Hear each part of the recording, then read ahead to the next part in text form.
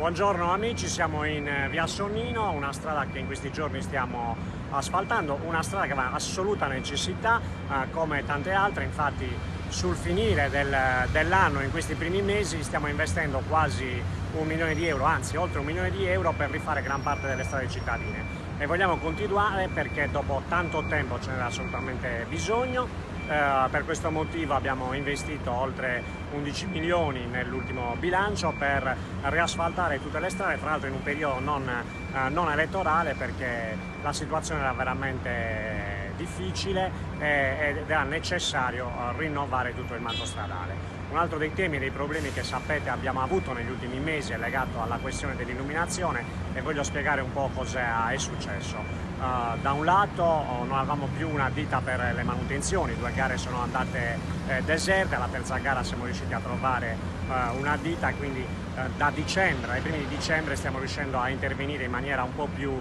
tempestiva. Dall'altro abbiamo rinnovato gli impianti, sono stati rinnovati negli ultimi 3-4 anni gli impianti di illuminazione, non è stato fatto un lavoro sulle condotte e sui cavi elettrici, e quindi adesso abbiamo investito oltre 7 milioni, stiamo facendo la gara per rifare tutto l'impianto, diciamo, di illuminazione, le reti del centro storico, e poi ci sono alcuni comportamenti che devo dire con dispiacere abbiamo verificato in quest'ultimo periodo. Abbiamo trovato molti quadri vandalizzati, molti cavi dell'illuminazione pubblica che vengono tranciati da parte di vandali o di persone ovviamente che non hanno rispetto per la propria città. Quindi anche questo ha creato delle difficoltà, ma stiamo intervenendo e stiamo ovviamente migliorando con la manutenzione.